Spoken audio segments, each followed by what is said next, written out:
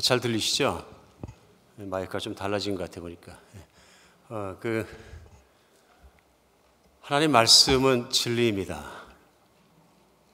하나님 말씀 진리이기 때문에 우리 의지할 수 있고 믿을 수 있고 누구나 믿음으로 받아들이게 되면 이 진리의 말씀이 우리 생각과 마음 속에 있고 또 삶을 통해서 증명될 수 있습니다. 우리 하나님은 살아계신 하나님이고 이 진리의 말씀은 살아서 역사하는 힘이 있습니다. 오늘도 여러분과 제가 하나님 말씀을 받습니다. 오늘 본문 말씀 요한복음 18장 말씀 27절에서 40절 마지막까지 봉독해 주셨는데 이 말씀이 여러분과 제가 함께 받을 때에 정말로 살아 역사하는 그런 은혜가 있기를 간절히 바랍니다. 오늘 말씀 배경이 죄송합니다. 벌레가 있습니다. 제거했습니다. 오늘 말씀의 배경이 예수님께서 성전에서 계속 가르치셨습니다. 특별히 하나님 나라에 대해서 또 신앙의 바른 길에 대해서 천국에 대해서 가르치셨습니다. 많은 사람이 은혜를 받았는데 반대로 이것 때문에 분노한 사람들도 있었습니다. 대제사장과 종교 지도자들과 서기관과 바리새인들과 이런 당시 종교 지도자들이 분노하게 되었고 그들이 분노한 이유는 자기들의 아마도 그 지도권, 어떤 기득권에 대해서 예수님의 모든 가르침과 말씀들을 도전으로 받았던 것이 분명합니다. 그래서 다른 복음서에 보면은 그들이 모여서 예수님을 죽이기로 결의했다. 마지막 주간에 이렇게 나옵니다. 죽이기로 결의했다. 그러니까 그들의 결정은 무엇이냐 하면은 예수님은 반드시 죽여서 제거해야 된다. 이것이 그들의 결정이었습니다. 그랬기 때문에 그들은 예수님을 잡아오도록 가롯 유다라는 배신한 제자를 앞세워서 군대를 보내서 잡아다가 이제 대제사장의 법정에서 그들이 죄를 자기 마음대로 덮어씌우게 됩니다. 그리고 그들이 죽이기 원했기 때문에 자기에게는 사형을 언도하고 사형을 집행할 권한이 당시에 없기 때문에 이제 예수님을 바로 빌라도 로마 총독의 법정으로 보내게 됩니다. 이 일이 밤에 다 일어났습니다. 잡히시던 밤에 밤을 새면서 신문하고 밤에 다 일어났습니다. 새벽에 아마도 날이 밝기도 전에 빌라도의 법정으로 예수님을 묶어서 끌고 갔던 것 같습니다.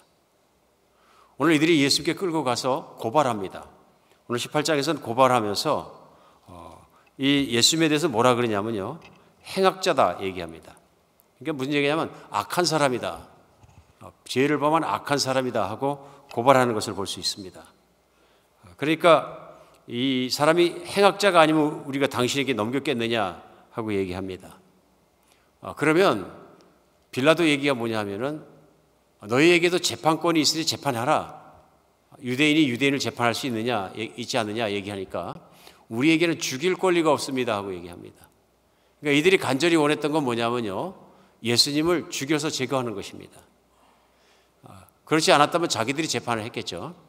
오늘 그래서 빌라도에게 그들이 바라는 건 뭐냐면 예수님을 십자가형으로 죽게 하기까지 결정해 주기를, 또 그렇게 집행해 주기를 바라고 있는 걸 알 수 있습니다. 실제로 2000년 전에 로마가 유대 땅을 점령하고 있을 당시에 그 땅이 그랬다 그럽니다. 또 로마는 점령한 땅에 있는 나라의 백성들의 문화와 그런 것들을 존중해 줬다고 합니다. 그래서 무조건적으로 획일적으로 끌고 간 것이 아니라 현지 사람들을 적당히 존중해 주면서 융화 정책을 쓴 것이죠.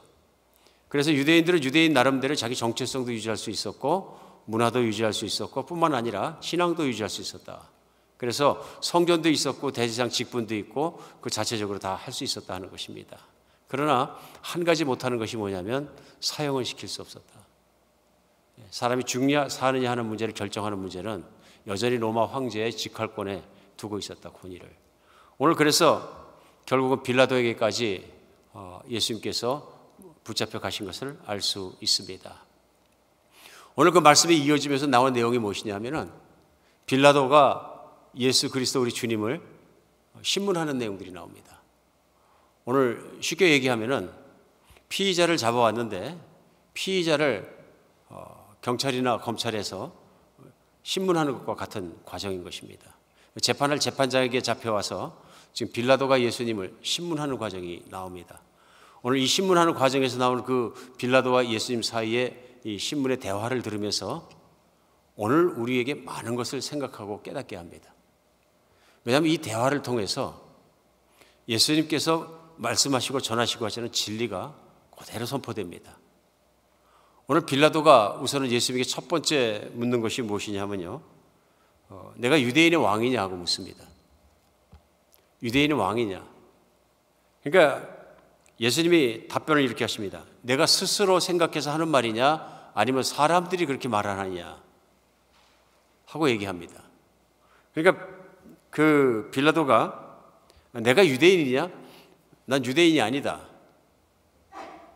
유대인의 나라에 대한 것들을 유대 사람들이 붙잡아 와서 너를 나에게 넘겼는데 유대인의 왕인 것처럼 너를 넘겼으니 이제는 네가 왕이냐 하고 물어보는 것입니다. 오늘 그러니까 빌라도가 하는 얘기는 내 나라 사람과 대제사장이 너를 내게 넘겼으니 너는 유대인 중에서 왕이라고 자칭했기 때문에 그것이 문제가 돼서 넘긴 것 아니겠느냐 하는 얘기를 하고 있는 것입니다. 오늘 예수님께서 36절에 보면 내 나라는 이 세상에 속한 게 아니다 우선 말씀하십니다. 답변입니다. 내가 왕이냐 하는 답변이 내 나라는 이 세상에 있는 나라가 아니다.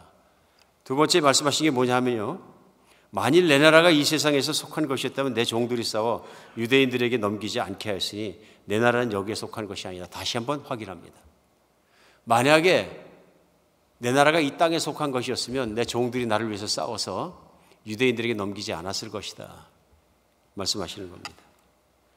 그러니까 빌라도의 결론은 이겁니까? 그러면 자신이 왕이라고 시인하는 것 아니냐 하는 얘기입니다. 그러니까 예수님께서 확실히 말씀해 주신 답변이 납니다. 내 말과 같이 내가 왕이다. 오늘 37절에요 말하고요, 내가 이를 위해 태어났으며 이를 위해 세상에 왔나니 무릇 진리에 대하여 증언하려 함이라. 무릇 진리에 속한 자는 내 음성을 듣느니라 하고 말씀합니다. 진리에 속한 자는 내 음성을 듣느니라. 이 말씀을 듣고 38절에 빌라도가 한 말이 뭐냐면 진리가 무엇이냐, 진리가 무엇이냐 하고 얘기합니다. 오늘 이 말씀이 계속되면서 나온 내용이 뭐냐면 제일 먼저 예수님 보고 왕이냐 하고 물어보고 유대인의 왕이냐. 오늘 예수님의 답변은 그렇다. 그러나 내 나라는 이 땅에 속한 것은 이 땅에 있는 나라와 같은 나라는 아니다. 그러니까 빌라도에게 당신이 생각하고 있는 것 같이 그런 나라가 아니다 하고 설명해 주는 것을 알 수 있습니다. 그러면서 설명하신 내용이 뭐냐면 내가 왕으로 왔고 왕을 이기 위해서 태어났고 내가 또한 그 진리를 이 땅에 증거하기 위해서 왔다 말씀하시면서 진리에 속해 있는 사람들은 내 말을 듣는다. 오늘 빌라도에게 그렇게 말한 내용들이 본문 말씀 가운데 나옵니다. 오늘 이 말씀 가운데 정말 중요한 말씀하십니다. 아마 예수님이 이 땅에 오셨을 때 다니시면서 핵심적으로 선포했던 말씀을 그대로 말씀하십니다. 제일 먼저는 내 나라에 대해서 말씀하십니다. 내 나라는 성경에 나오는 하나님의 나라를 말씀하십니다. 예수 그리스도의 나라, 하나님의 나라, 천국으로 표현되는 하나님의 나라를 얘기합니다. 그러시면서 예수님 말씀이 또한 뭐냐 하면은 진리에 대해서 말씀하십니다. 내가 이 진리를 하나님 나라가 이 땅에 임했다는 이 진리를 증거하기 위해서 이 땅에 왔다 하고 말씀하시면서 그 진리가 선포될 때 나에게 속한 사람들은 진리의 말씀을 듣고 진리의 말씀을 따르느니라 하고 빌라도에게 얘기하자 빌라도에게 맞은 질문이 뭐냐면 진리가 도대체 무엇이냐입니다. 오늘 말씀이 사도 요한이 전할 때 정말 쓰여진 문자가 한계가 그렇습니다만은 표정을 담아서 전할 수가 없고 또 빌라도의 그 태도를 담아서 전할 수가 없습니다. 그러니까 뉘앙스를 우리가 다 캐치할 수는 없습니다. 빌라도가 정말 진리를 잘 깨닫지 못해서 와 진리가 그럼 도대체 뭐냐 하는 마음으로 진리가 무엇이냐 했는지 아니면 예수님을 비웃는 마음으로 진리 같은 것이 지금 이 상황에서 무슨 관계가 있느냐 하고 비웃는 마음으로 진리가 무엇이냐 했는지는 알 수는 없습니다. 그러나 확실한 거 한 가지 있습니다. 빌라도는 이것이 진리냐 아니냐 하는 것을 판단하는 데는 관심이 없습니다. 그 다음 절이 연결되면서 그 다음 절에 곧 그가 38절 내에서 그렇네요. 한 얘기가 뭐냐면은 이 말을 하고 다시 유대인들에게 나가서 이르되 나는 그에게서 아무 죄도 찾지 못하였노라 고 얘기합니다. 나는 그에게서 아무 죄도 찾지 못하였노라.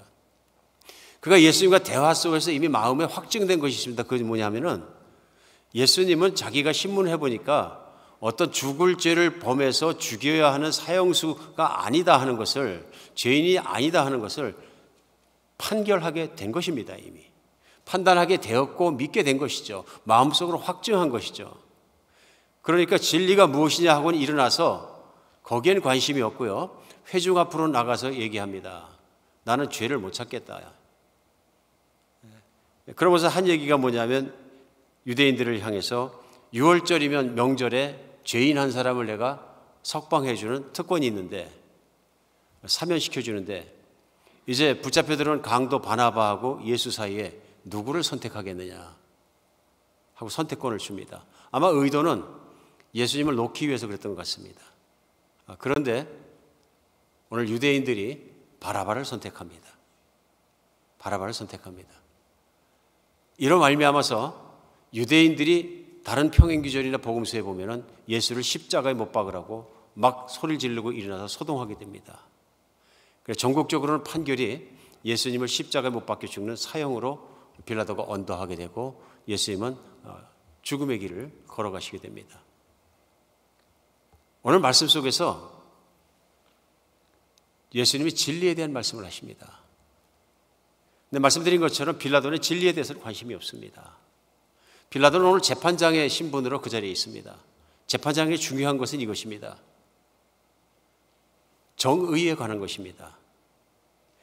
내 앞에 있는 사람이 무슨 죄를 저질렀느냐, 죄를 지은 것이 맞느냐, 그럼 그 죄에 대한 대가는 무엇을 치러야 되냐 하는 것들을 법이라는 정의의 기준을 해서 판결해야 되는 자리입니다. 그런데 빌라도의 행동을 가만히 따져보면 이 사람에게는 무엇이 법이고 정의냐 그것이 중요한 것이 아니라 그의 모든 행동과 그런 것들이 정치적이었다는 것을 금방 느낄 수 있습니다. 정치적이라는 얘기는 무엇이냐 하면은 유대인들이 소동을 하니까 유대인들이 막 리더부터 와서 다 찾아와서 종교적 리더가 다 힘이 있다는 것을 알고 있습니다. 소동을 부리고 난리를 부리니까 그의 최고의 관심은 뭐냐면요, 이걸 유대인들의 소동을 어떻게 잠잠하게 할 수 있느냐 하는 것이 아니었던가 싶습니다. 그러니까 그의 관심은 진리나 법이나 정의나 이런 것에 관심이 없고 전적으로 무엇에 관심이 있느냐면 이 사태를 조용히 수습하는 것입니다. 그래서 내놓은 대안이 뭐냐면은 석방을 해주자, 그냥 죄인이라 그러고 석방을 해주자 하는 대안을 내놨지만 예수님을 선택할 줄 알았는데 반대로 회중이 바라바를 선택하는 과정에서 빌라도는 선택의 여지를 잃어버리게 되는 것입니다. 그러나 빌라도는 바른 판단을 하지 않습니다. 바른 판결도 하지 않습니다. 오늘 왜 그랬을까 우리 생각해 보면 그 답은 금방 나옵니다. 2000년 전에 역사를 찾아보다 보면은 빌라도가 총독을 하고 있을 당시에 총독의 임기가 평균적으로 3년입니다. 그러니까 물론 군인을 총독으로 삼아서 그 자리에 앉혔는데, 점령지에 있는 그 땅을 다스리러 앉혔는데 임기가 생각보다 그렇게 길지 않습니다. 중임되는 경우도 많지 않고요, 찾아보면은. 근데 빌라도가 유독 그 땅에서, 유다 땅에서 총독 생활을 10년 했었던 것 같습니다.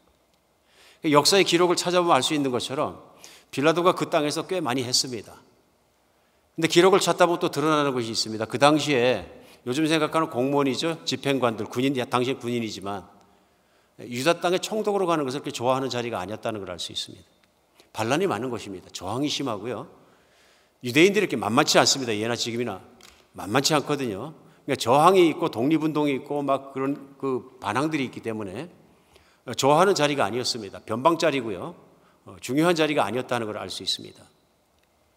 그런데 자꾸 반란이 일어나니까 로마 상부에 있는 사람이 거기 총독을 앉힐 때 완력을 쓰는 사람,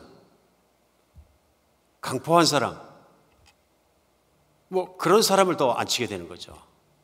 그래, 역사 속에서 드러나는 건 뭐냐면 빌라도에 대한 그 내용 중에서 빌라도 상급자가 쓴 짧은 내용이지만 기록 중에 나온 게 뭐냐면 강팍한 사람이다. 그다음에 무력을 쓰는 사람이다. 그러면서 뭐라고 평가했냐면 이런 말이 나옵니다. 파리 10마리가 유다 땅을 빨아먹는 것보다 진드기 한 마리가 빨아먹도록 내두는 것이 정치에는 유리할 수 있겠다. 이게 무슨 얘기냐 하면요, 약한 사람 총독을 자꾸 보내니까 반란이 일어나고 평정이 안 되고 하니까 좀 센 사람을 보내가지고 그것을 평정하고 좀 그 평정하고 있는 것을 장기간 맡겨놓는 것이 유리하겠다 생각을 했던 것입니다. 빌라도가 그런 사람이다. 그런 총독이다. 그리고 그전 총독들은 사실은 유대인들의 문화나 종교를 존중했기 때문에 예루살렘 안에다가 총독의 관저나 진영을 설치하지는 않았다 그럽니다. 그러나 빌라도가 오고 나서 관저와 진영을, 군대 진영을 예루살렘으로 옮겨서 거기를 다스리기 시작했다. 강압적인 통치가 있었던 것을 알 수 있습니다. 오늘 그런 빌라도였기 때문에 무엇을 중요시했을까 우리 금방 생각할 수 있습니다. 그에게는 로마에 있는 황제가 빌라도를 어떻게 생각하느냐, 또 로마에 있는 윗사람들이 그를 어떻게 생각하느냐 하는 것이 굉장히 중요했던 것입니다. 오늘 빌라도에게는 그것이 자기의 인생에 추구하는 것이었고 그것이 길이었기 때문에 오늘 진리에 대해서는 관심이 없습니다. 그러나 예수님 분명히 말씀하십니다. 내가 진리를 증거하기 위해서 이 땅에 왔다 말씀하십니다. 진리 너무 중요한 거죠. 오늘 이 예수님의 말씀 속에 우리 생각하게 합니다. 이 긴박한 상황 속에서 예수님이 진리라는 단어를 딱 끄집어내셨는데 과연 진리가 뭘까 하는 것입니다. 오늘 빌라도에게만 진리가 뭘까 하는 질문이 아니라 오늘날 살아가는 우리에게도 진리가 무엇인가, 예수님이 진리하신 진리가 무엇인가 하는 것에 대한 우리도 질문을 갖게 됩니다. 오늘 예수님이 진리라고 말씀하실 때 처음 말씀하신 것이 아니라 요한복음에는 반복 예수님이 진리에 대해서 말씀을 하셨습니다. 그래서 오늘 진리라는 말씀을 우리가 만약에 사전이나 오늘날 철학들을 통해서 철학에서 진리는 무엇이라고 하냐, 철학이 진리를 추구하는 학문이 아니냐 찾는다 그러면 예수님이 설명하시는 진리와 다른 얘기를 할지도 모릅니다. 중요한 것은 오늘 예수님께서 무엇을 진리라고 하고 어떻게 진리를 말씀하셨는지를 성경 안에서 바르게 찾는 것이 중요하다는 생각이 듭니다. 대표적으로 예수님은 요한복음 8장 31절 32절에서 예수님을 따르는 유대인들에게 진리에 대해서 말씀하십니다. 너희가 내 말에 거하면 참 내 제자가 되고 진리를 알지니 진리가 너희를 자유케 하리라. 이 말씀 뭐냐면요, 예수님을 따르는 제자들에게 말씀하신 거예요. 너희가 내 말을 믿으면 참으로 진짜 내 제자가 되고 참 내 제자가 되면 진리를 알게 되는데 그 진리가 너희를 자유케 하리라. 이때 예수님을 믿고 따르던 유대인들이 퀘션이 생겨서 질문합니다. 우리는 누구에게 노예가 잡혔거나 종이 아닙니다. 무슨 자유케 될 일이 없는 사람들입니다. 그때 예수님이 말씀하십니다. 죄를 짓는 자마다 다 죄의 종이라. 죄를 짓는 자마다. 너희는 마귀의 자식이니라. 마귀는 처음부터 거짓말한 자이고 너희도 그 아비를 따라서 거짓말하는 자이고 진리를 말하는 자가 아니니라. 오늘 여기서 우리는 알 수 있는 것이 있습니다. 예수님이 말씀하신 진리는 거짓의 반대말입니다. 오늘 예수님이 말씀하신 진리는 물론 참 이치를 말씀하시는 것이죠. 세상의 모든 것을 기준이고 모든 것의 중심이고 모든 것을 움직일 수 있는 참 이치를 말씀하시는데 그 반대가 무엇이냐면 바로 거짓입니다. 오늘 이거 어디서 우리가 찾을 수 있느냐 하면요, 이 진리가 하나님에게 뿌리를 두고 있어야 된다는 것을 생각하게 합니다. 그리고 보다 더 원초적이고 근본적인 것에 뿌리를 두지 않으면 진리가 되지 못한다는 것을 알 수 있습니다. 우선 예수님이 말씀하시는 진리와 거짓의 대비, 진리에 대한 말씀은 우리 창세기 처음부터 시작해서 나눈 말씀입니다. 그 말씀이 뭐냐면 창세기 처음에 3장에 보면 하나님의 말씀이 등장하고 말씀 속에서 선악과를 먹지 못하도록 금지시키셨습니다. 사람에게 하나님의 형상을 닮아서 지어주시면서 모든 자유를 다 주십니다. 선택권을 주십니다. 그런데 한 가지 선악을 아는 나무만은 그 열매를 먹지 못하게 하십니다. 그런데 마귀가 다가가서 첫 번째 사람 아담과 하와에게 거짓말을 하고 결국은 하나님의 진리의 말씀을 따르지 않고 진리가 아닌 마귀의 거짓말을 따라서 선악과를 따먹는 거짓을 선택하는 쪽을 선택하도록 유혹합니다. 여기서 첫 번째 사람은 잘못된 선택을 하게 됩니다. 서양에서 많은 분들이 인생을 이렇게 얘기합니다. 인생은 BCD다. 뭐 어려운 단어는 아니고요. 제일 앞에 나오는 B는 birth입니다. 탄생, 태어나는 것과 뒤에 있는 맨 뒤에 D는 death입니다. 죽음. 그러니까 탄생과 죽음 사이에 C가 있는데요. BCD니까 C가 뭐냐면 choice입니다. 인생은 결국 태어나서 죽을 때까지 선택에 의해서 결정되고 선택에 의해서 살아간다 이렇게 얘기합니다. 인생을 어쩌면은 짤막한 말로다가 잘 설명했는지도 모릅니다. 생각해 보면 인생은 다 선택입니다. 어느 학교에 갈까, 뭘 입을까, 뭘 먹을까, 아주 기본적으로부터 시작을 해가지고 내가 어느 도시에 살까, 무슨 공부를 할까, 무슨 전공을 할까, 무엇이 될까, 어떤 사람을 만나 결혼할까, 매일매일이고요. 계속되는 선택입니다. 오늘 무슨 얘기냐면요.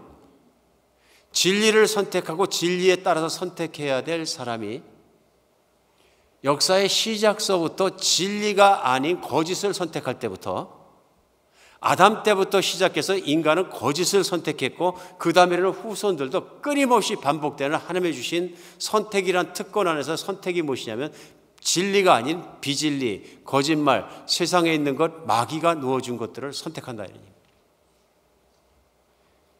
끊임없이 반복되는 잘못된 선택은 어디로 가냐면요. 영원한 죽음으로까지 밀고 들어가는 결과를 가져오게 되었다. 이 인생이 살아오는 길은 한 가지입니다. 하나님께서 진리를 따라 살아갈 수 있는 길을 열어주시는 것입니다.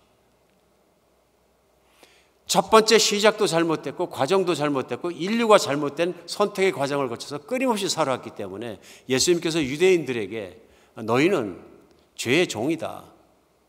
그 말씀은 죄를 질 수밖에 없어 짓고 너희들은 진리가 너희 속에 말씀이 진리가 없기 때문에 자꾸만 거짓말을 얘기하는 것이다. 진리가 아닌 비진리를 너희가 생각하고 말하고 살아가는데 결과가 뭐냐면 하나님의 말씀과 뜻과는 반대되는 길로 전혀 관계없는 길로 살아가니까 세상의 주인은 하나님이신데 하나님을 떠나고 살아가는 너에게 하나님으로부터 임할 것은 분노와 저주와 심판밖에 더 있겠느냐. 이 말씀인 거죠. 오늘 예수님께서 그래서 말씀하시는 게 뭐냐면 내가 진리다. 예수님 하나님의 아들이시고 하늘에서 오셨고 내가 진리다. 진리는 하나님께 뿌리박고 하나님부터 시작되고 하나님의 기준이 되지 않으면 진리가 안 되는 거죠. 진리에 대해서 얘기를 나누니까 철학도 진리를 탐구하는 학문입니다. 그러니까 우리가 생각하고 많이 알고 있는 소크라테스나 플라톤이나 이런 철학자들이 살던 시대부터 한 3,000년 가까이 이제 오늘 사는 우리와 함께 거리가 떨어져 있으니까 3,000년간 인간이 진리를 탐구하고 공부했다면 얼마나 많이 달성했겠습니까? 많이 달성했겠죠. 과연 그때부터 시작해갖고 수천 년 지난 오늘까지 철학은 얼마나 발전했을까요? 여러분과 제가 살고 있는 오늘날 시대에서 진리에 대해서 얘기를 하면은 소위 포스트 모더니즘 시대라고 철학에서 얘기하는 이 시대는 이렇게 얘기합니다. 절대적인 진리는 없다. 모든 것은 상대적이고 각자가 결정하는 것이다. 이 포스트 모더니즘의 기축이 되는 사상입니다. 그러니까 진리가 무엇이냐 생각하고 논증하고 검증하려고 노력을 했는데 끝에 와서 뭐냐면 영원히 변하지 않고 온전하며 움직이지 않는 진리는 없다. 그러니까 각자가 전하면 각자가 정한 대로 진리가 된다 하는 것이 오늘날 철학적인 사고이다 하는 얘기입니다. 여기 큰 모순이 있습니다. 진리 참된 이치는 의지할 수 있고 그것 때문에 인간이 인간다워질 수 있어야 합니다. 바른 길이어야 하고 맞는 길이어야 합니다. 그런데 각자가 결정한 길이 진리라 그러면 그것이 어떻게 맞는 길, 바른 길, 완전한 길이 되겠습니까? 진리는 완전해야 되고 불변해야 되고 신뢰할 수 있어야 합니다. 그러다 보니까 오늘날도 문제가 참 많이 생기는 것이 죽을 듯이 싸우게 되는 거예요. 우리 미국에서도 이틀이 더 지나면 이제 선거일이 됩니다만 정치에서도 선거하면서 정말로 시끄럽습니다. 점점 더 시끄러지는 것 같습니다. 그러니까 어쩔 때 보면 뭐 서로가 막 공격을 하는데 어떤 게 진실인지 어떤 게 진실이 아닌지 뭐 누가 사실을 말하는지 어떤 게 사실이 아닌지 분간하기 어려울 정도로 그야말로 흙탕물 전쟁 같은 흙탕물 속 같은 그 전쟁을 합니다. 그런 가운데 이런 말도 나옵니다. 저 사람 저 후보가 하는 얘기는 다 틀렸다. 거짓말을 많이 한다. 그러니까 그 후보가 얘기합니다. 내가 얘기하는 건 거짓말이 아니고 alternative truth다. 그러니까 그냥 진리만 있는 것이 아니라 변화된 진리도 있다 이렇게 얘기하는 겁니다. 예전에는 사고방식이 진리는 하나다, 진리는 한 길이다, 진리는 맞는 길만 있다 이렇게 생각을 했는데 요즘 사고방식이 뭐냐면 여러분이 생각하고 있는 그 맞다고 생각한 정의롭다고 생각한 그 길만 진리가 아니라 이런 진리의 길도 있다 하면서 그 변형된 진리를 얘기하면서 어쩔 때 보면은 참 저것이 정의로운 길이 맞는가 하고 생각할 정도로 막 이렇게 하는 것을 또 볼 수 있습니다. 이게 세태인 거죠. 여러분과 제가 사는. 철학은 결코 많이 발전하지 못했습니다. 이 근본적인 질문, 진리가 무엇이냐에 대해서 오늘도 명확한 답을 주지 못하고 있습니다. 예수님은 답변하시는 겁니다. 왜 그럴까요? 하나님이시기 때문에. 하나님이시기 때문에 그 시작을 하시고요. 끝을 하십니다. 모든 것은 창조자 하나님으로 시작해서 하나님에게서 끝나는 것입니다. 하나님께로 돌아가는 것이고. 그러니까 이것이 진리이다 말씀하시는 것은 하나님이고요. 결국은 그렇게 따져보면 하나님 자신이 진리신 거예요. 그래서 요한복음 14장 6절에서 예수님이 유용한 말씀하셨어요. 내가 곧 길이요 진리요 생명이니 나로 말미암지 않고서는 하나님 아버지께로 올 자가 없느니라. 진리가 얼마나 중요한 것이냐 하는 것을 알 수 있습니다. 오늘 예수님께서 빌라도에게 전하고 싶은 것도 내가 그 진리를 전하러 왔고 내가 진리이고 내 말을 믿어야 한다는 것을 오늘 말씀해 주고 계신 것을 알 수 있습니다. 오늘 정말 이 혼돈된 세상을 살아가면서 여러분과 저에게도 이 진리를 알고 진리 가운데 살아가는 것이 너무너무 중요합니다. 너무너무 중요합니다. 왜 그러냐 하면요. 진리를 모르면 진리가 아닌 것을 내가 진리처럼 믿고 살아갑니다. 오늘도 우리가 살아가면서 진리를 바로잡지 못하더라도 나름대로 인생 관점관은 다 있습니다. 뭐 철학에서는 그것을 세계관이라고도 표현을 하는데요.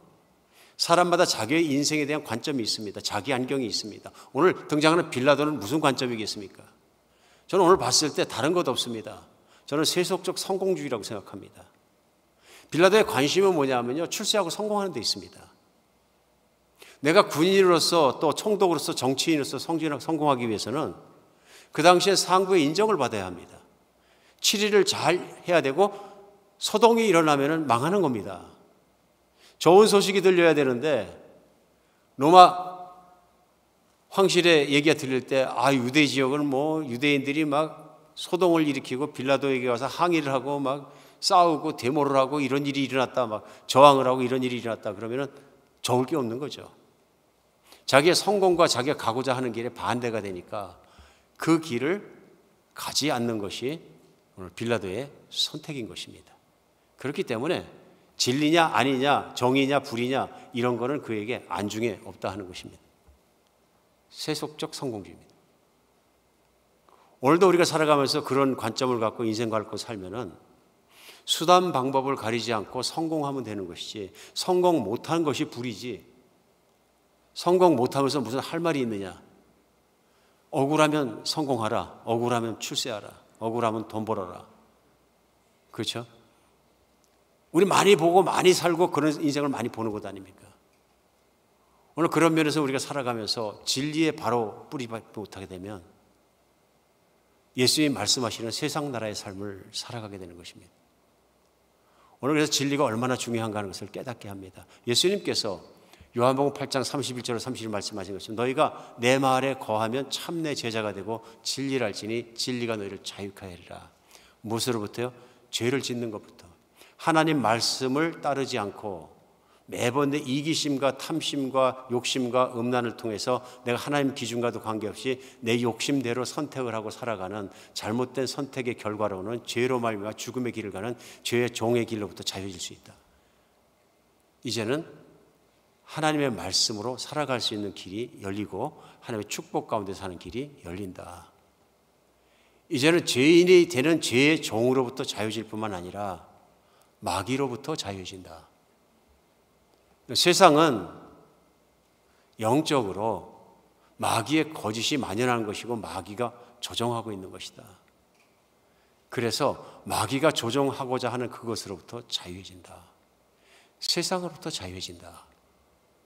세상은 그렇기 때문에 타락해서 욕심스럽고 탐욕스럽고 이기적이고 경쟁적이고 뭐 그런 각박하고 험악한 세상이 얼마나 인생을 힘들게 만드느냐. 그러나 진리를 믿으면 그렇지 않다는 것입니다. 예수님을 구원자와 주님으로 믿으면 예수님의 진리이신 것을 믿고 그 진리 안에 들어가면 무슨 일이 일어납니까? 그동안은 내가 이 세상에서 만족하기 위해서 내가 세상에서 욕구를 채우고 죽으면 끝난다는 생각 때문에 그냥 내가 노력하고 살면서 힘들게 살았는데 이제 예수님을 믿고 나서 보니까 하나님이 나를 얼마나 사랑하시는지 얼마나 소중하게 느끼시는지 또 얼마나 소중하게 대하시는지 내가 그리스도를 통해서 진리 가운데 알게 되었다. 내 가치를 내가 만들기 위해서 정말로 노력하고 내가 살아왔는데 그래도 실패하면 패배자로 다 채우지 못하면 내가 정말로 못난 자로 나 자신을 책망하면서 인생을 살고 비참한 인생을 살았는데 이제는 내가 하나님 안에 어떤 존재인지를 분명하게 깨닫게 된다는 거예요. 제가 생각해 보니까 티네이저 때 저에게 가장 고민스럽게 했던 것이 한 가지 있습니다. 아마 누구나 생각하는 것인 것 같습니다. 그는 나는 누구인가 하는 문제였습니다. 나는 누구이고 어디에서 와서 어디로 가는가 하는 문제. 나는 도대체 어떤 존재인가. 참 많은 고민을 했던 기억이 납니다. 친구에게 얘기를 했더니 친구도 그런 고민을 한다고 얘기하더라고요. 그러면서 자기가 어른한테 한번 그걸 상의를 해봤는데 그 어른 하시는 말씀이 개똥철학하지 마라. 개똥철학 한 번은 다 티네이저 때 하고 그러는 거다. 머리만 아프고 그러면은 또 거기 미친 사람들 자살한다고 하지 마라. 그냥 잊어버리고 열심히 살면 돼. 잊어버려. 뭐 그런 생각할 필요 없어. 끝끝내 없어지지 않고 제 마음속에 늘 남아있는 것이 있습니다. 나는 어디서 와서 어디로 가며 나는 누구이며 그래서 나는 무엇을 하고 살고 나는 어떻게 죽어야 되나. 해결이 안 되니까 무슨 생각하냐면요. 그래 어차피 나는 죽는 거고 죽으면 팍 썩으면 없어지는 거고 결국은 나의 존재가 무다. 남는 게 뭡니까? 눈에 보이고 확실한 거 하나 있다. 돈 잘 벌고 잘 쓰고 출세하고 사람들 위에 있고 성공하면은 인생이 가치 있어지고 성공 못하면 인생이 비참해진다. 이거는 팩트다. 그렇죠? 그러므로 세상은 살아가면서 파워를 지어야 하고 돈의 파워든 권력의 파워든 무슨 파워든 파워를 가지고 살아야 되고 그것을 성공하지 못하면 둘 중에 하나다. 성공자가 되거나 실패자가 되거나. 제가 어릴 때 빌라도와 조금 더 다른 것이 없는 생각을 하고 살았던 사람인 것이 분명합니다. 그러다 보니까 앞뒤가 보이지 않는 인생을 살아요. 한 가지 목적을 향해서 출세한다, 성공한다. 그러니까 최고의 칭찬과 찬사는 무엇이냐면 자수성가한 사람, 어디 내놔도 사는 사람, 성공한 사람. 이게 추구하는 목표가 되는 거죠, 인생에. 얼마나 힘들고 각박한 인생인지 예수님 만날 때까지 저는 지금도 생생하게 합니다. 그것이 어떤 인생인지. 저만 그럴까요? 빌라도도 그랬지만 수많은 인생이 그렇습니다. 수많은 인생이. 언제까지요? 예수님을 만나 진리를 할 때까지. 내 가치는 나의 모든 것은 세상에 부여해 주는 것도 내가 성공해서 내가 정말 이루는 것도 아니고 하나님께서 나를 얼마나 사랑하셨는지 하는 것이죠. 성경은 창세전부터 하나님께서 나를 생각하시고 나를 사람으로 태어나게 하시고 나를 믿게 하시고 존귀하게 만드셔서 영원한 존재로 살게 하셨다는 것입니다. 살게 하셨다. 우리가 이렇게 컵을 들면 컵 이게 사실인 거 믿으십니까? 그럼 믿습니다. 왜? 눈으로 보이고 확실히 컵이니까요. 그렇잖아요? 컵. 그러니까 영어로 얘기하면 리얼리티입니다. 이건 맞는 거죠. 이거는 볼 수 있고 만질 수 있고 체험할 수 있는 그야말로 리얼리티입니다. 그런데 우리에게 무엇이 있느냐 하면요, 저는 젊은 날을 여기다 맡긴 거죠. 인생도 여기다 맡기고요. 그 시각으로, 그 관점으로 사는 거죠. 그런데 우리에게 두 번째 리얼리티가 있습니다. 그건 뭐냐면 추상적 리얼리티입니다. 어떤 수학의 공식이, 과학의 공식들이, 모든 것들이 보이지 않습니다. 보이십니까? 공식은 안 보입니다, 사실은. 근데 공식을 대입해서 무엇을 만들거나 만들어내면 실제 현실에서 그게 존재합니다. 그러니까 추상적인 리얼리티. 만질 수 없다 그래서 존재하지 않느냐? 그럼 존재하는 것입니다. 존재하는 것입니다. 영적인 존재, 존재하는 것입니다. 그런 것들만 생각해도 내가 죽으면 확 없어지고 끝나는 것인가? 아닌 것이죠. 아닌 것이죠. 그런데 사람은 자기가 죽은 뒤에 자신의 모습을 본 적이 없기 때문에 보이지 않는다는 이유 하나만으로 없어지면 끝이라고 생각을 하는 거죠. 굉장한 믿음인 거죠, 사실은. 이게 사실이 아닐 수 있는 거 아닙니까? 그래서 성경은 사람은 죽으면 영이 있고 그 영이 결국은 다 부활해서 심판받는다고 말씀하십니다. 왜? 하나님이 인간을 영원히 살도록 만들어 주셨기 때문에 하나님의 결정 안에 있다는 것입니다. 하나님이 너는 영원히 죽었다 해야 죽는 것이지, 인간이 나는 육신에서 죽었으니까 존재하지 않는다 하고 선포한다고 끝나는 것은 아니다 하는 것입니다. 오늘 진리가 왜 이렇게 중요한 것이냐 하는 것을 우리 생각하게 합니다.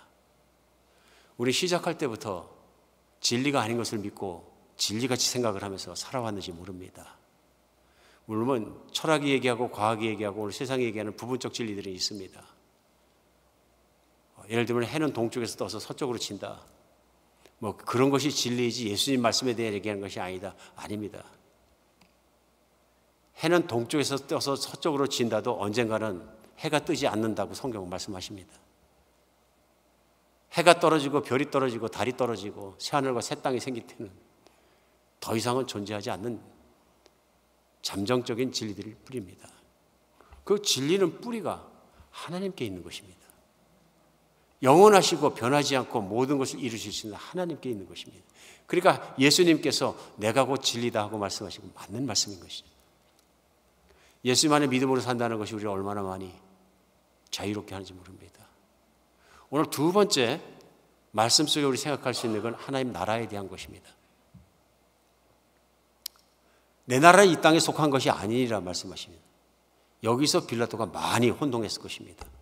그러면 진리에 이어서 생각할 수 있는 건 도대체 예수님이 말씀하신 예수님의 나라, 하나님의 나라는 무엇입니까 하는 질문입니다.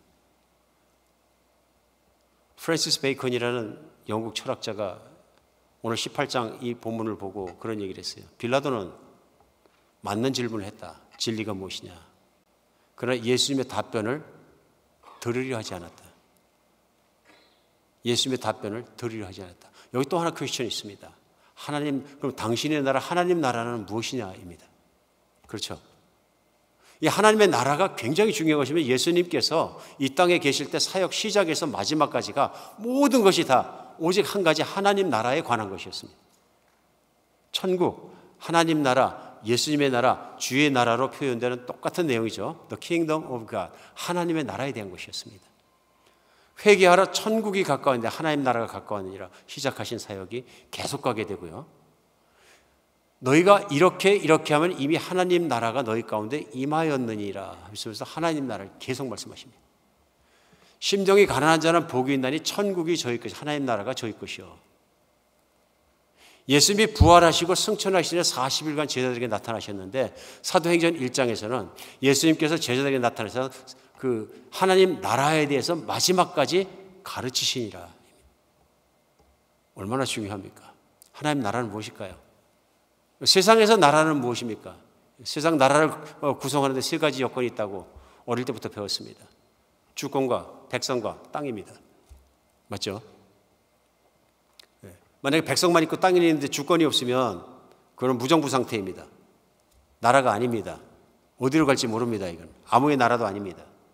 주권이 굉장히 중요한 것이죠. 하나님 나라를 그런 관점에서 봤을 때 하나님의 나라는 하나님께서 다스리는 백성과 함께 있는 나라. 여기서 제일 중요한 게 있습니다. 다스림입니다. 주권적 다스림. 예수님도 이런 개념에서 끊임없이 하나님 나라를 말씀하셨어요. 하나님께서 다스리는 곳에 있는 것이 하나님 나라인 것이죠. 우리는 진리를 같이 나누면서 창세기에서부터 시작해서 어떻게 인간이 잘못된 선택을 하게 되었고 그 잘못된 선택으로 말미암아서 하나님께 소속되지 않은 마귀에게 소속되는 삶을 살았다. 결국은 예수님은 그걸 구분해서 뭐라고 하시면 세상 나라라고 얘기합니다. 세상 임금이라고 얘기하시고 하나님의 나라에 소속된 것이 아닌 것이죠. 반대 개념이 뭐냐면 하나님의 나라입니다. 예수님께서 진리로 선포하시고 예수님께서 이 땅에서 하심으로 말미암아 예수님을 믿고 따르는 사람들 안에 이루어지는 나라가 바로 하나님 나라입니다. 이 하나님 나라 안에서 살아가는 것이 얼마나 중요한지 모릅니다. 하나님 나라 안에는 오늘부터 살 수 있고 예수님 믿음 바로 또 그리고 영원히 살아가는 나라입니다. 이 세상의 나라와 완전히 구분되는 건 뭐냐면 하나님 나라는 영원합니다. 하나님이 영원하신 것처럼 내가 하나님 나라의 백성이 되면 그것도 영원한 것입니다. 오늘 하나님 나라가 우리에겐 너무너무 중요한 것입니다. 시간이 다 됐습니다. 하나님 나라가 어디 임하느냐 하는 것입니다. 예수님 성경 속에서 말씀하실 때 하나님은 나라는 너희 가운데 있느니라. 내가 예수님 믿을 때 진리로 다스림 받을 때 하나님 나라는 나에게 임합니다. 나의 생각도 예수님 말씀을 따라가고 나의 마음도 예수님을 사랑하고 나의 삶도 주님을 따라가서 하나님의 말씀이 하나님의 뜻이 나의 모든 걸 온전히 다스리기 시작하고 다스리게 되면 바로 하나님 나라가 임하는 것입니다. 여기서 중요한 건 뭐냐면 진리 대신 하나님의 말씀을 그 진리가 하나님의 말씀이 내 생각과 마음과 내 몸과 내 인생과 내 삶을 다스리고 있는 게 내가 교회를 아무리 다녀도 예수 믿다고 고백은 하는데 예수님 말씀대로 사는 거나 예수님 뜻대로 사는 거나 예수님을 마음으로 깨끗하게 사랑하면서 주님을 뜻을 바라면서 사는 거에 관심이 없어요. 그러면 하나님 나라가 임할 수가 없잖아요. 그리고 나는 과거에 살았던 방식대로 계속 내가 선택을 해요. 하나님의 뜻이나 길이나 말씀이나 관심이 없어요. 어떻게 선택하는데도 관심이 없어요. 예수님은 어떻게 인도하십니까? 어느 길로 가야 될까? 이런 것도 관심이 없게 그렇게 하지 않아요. 하나님 나라가 임할 수가 없는 것이죠. 오늘 하나님 나라가 얼마나 중요한지 모릅니다. 하나님 나라는 또한 나에게만 임하는 것이 아니라 이게 흘러가면서 이 지구상에 번져갑니다. 예수님으로부터 시작해서 제자들에게 당부하신 내용이 그것들입니다. 복음, 예수님의 십자가에 돌아가시고 부활하신 그것을 믿음으로 말미암아 예수님과 함께 십자가에 죽고 이제는 내 뜻대로 살지 않고 진리대로 하나님 말씀대로 살아가는 사람들을 통해서 그 제자들을 통해서 그 복음은 흘러갑니다. 그러니까 예수님은 제자들에게 항상 끝에 하시는 말씀이 그거 아닙니까? 너희는 온 천하를 다니며 만민에게 복음을 전파하라. 그러므로 나는 가서 모든 족속을 제자 삼아 아버지와 아들과 성령의 이름으로 침례를 베풀라. 그리고 내가 가르친 모든 것을 지켜 행하게 하라. 보라 내가 항상 세상 끝날까지 너희와 함께 있겠다. 약속하신 거 아닙니까? 하는 나라가 중요한 거죠. 오늘 마지막으로 내가 예수 믿고 진리 가운데 살고 하나님의 다스림 속에 살고 있으며 나의 인생이 거기서 끝나서는 안 되는 걸 알 수 있습니다. 왜냐하면 예수님은 바로 내가 그 진리 하나님 나라를 임하게 하고 하나님 나라가 오는 그것을 위해서 이 땅에 오셔서 쉬지 않고 마을과 마을을 다니며 예루살렘에서 시골길을 다니시면서 하나님 나라 복음을 전파하신 것입니다. 제자들은 예수님 제자가 된 데이 1부터 마지막까지 예수님과 함께 복음을 전한 것뿐 아니라 예수님이 승천하고 나서는 사도행전에 보면 끝까지 그런 삶을 살면서 하나님 나라를 전파하는 일을 했더라 합니다. 믿으십니까? 그런 제자들에게 예수님 주기도문을 가르치시면서 이렇게 기도하라. 하늘에 계신 우리 아버지여 이름이 거룩히 여김을 받으시며 하나님 아버지의 나라가 이 땅 가운데 임하시며 그 뜻이 하늘에서 이루어지기까지 이 땅에서도 이루어지이다. 다스림이죠. 통치죠. 오늘 이 말씀이 이 기도가 너무너무 중요한 게 무엇이냐면요. 내 인생에 일어나는 것뿐 아니라 이 땅에 일할 수 있도록 예수를 믿는 사람, 진리 가운데 다스림 받는 사람은 인생을 살아가야 되는 목적과 이유가 또렷해졌다는 것입니다. 바로 하나님의 나라를 전하는 일입니다. 동참하는 일입니다. 오늘 나의 삶 속에 온전히 예수님의 다스림이 일어나는 것뿐만 아니라 하나님 나라의 바른 삶은 하나님 나라를 추구하는 비전을 가진 여러분과 제가 됐으면 좋겠습니다. 한비전 교회는 비전이라는 단어를 잘 썼나 못 썼나 고민할 때가 많습니다만 처음부터 가진 비전이라는 단어 속에서 추구했던 건 2만 명 되는 교회를 되게 하여 주십시오 이 비전이 아니고요. 예수 그리스도께서 이 땅 가운데 가지고 계신 비전, 하나님 나라가 임하는 것, 바로 그 킹덤 비전, 하나님 나라가 일어나는 그 비전, 그 모습을 추구하며 그 길을 정말 따라가며 그 길을 추구하는 교회가 되어 주십시오 하는 이름으로 한 비전을 그때 썼던 기억이 분명히 납니다. 그것이 비전인 거죠. 예수님을 통해서 보지 않으면 안 보이는 비전입니다. 예수님께서 또한 이루실 비전입니다. 우리 그 비전에 동참하는 사람이 되어야 합니다. 우리가 세속적으로 살고 빌라도와 같은 세속적인 성공관에 의해서 살게 되면 성공은 분명합니다. 몸 아프기 전에 젊었을 때 빨리 은퇴하고 내가 하고 싶어하는 세계에서 제일 좋은 골프장에 있다 가장 좋은 집 정말 잘 사가지고 거기서 아침에도 골프 치고 저녁에도 골프 치고 내가 좋아하니까 촥 해가지고 나중에 골프 스코어 기가 막힌 거 벽에 붙여놓고 내가 그거 자랑하고 친구들도 많이 사귀고 이렇게 살다가 내가 죽는 것이다. 어떤 분들은 빨리 은퇴해갖고 내가 여행 좋아하니까 요트 사가지고 낚시도 좋아하니까 낚시를 하다가 또 여기저기 아름다운 곳들 내가 돌아다니고 세계 일주 여행하고 살다가 내가 죽는 것이다. 어떤 분들은 여행 좋아하니까 별장 여기저기 세워놓고서는 내가 돈만 벌고 성공하면 살아가면서 풍물도 즐기고 여행도 즐기고 인생을 풍요하게 살리라. 인생의 비전과 꿈을 가질 수 있습니다. 이게 나쁘거나 하지 말자는 얘기가 아니고요.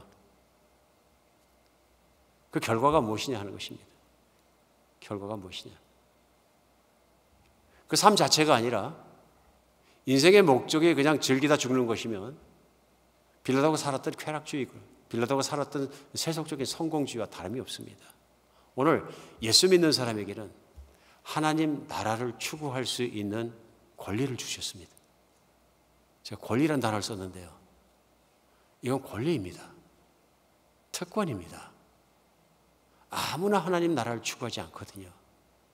왜냐하면 하나님 나라를 추구하는 것 자체가 기쁨이 되기 때문에 그렇습니다.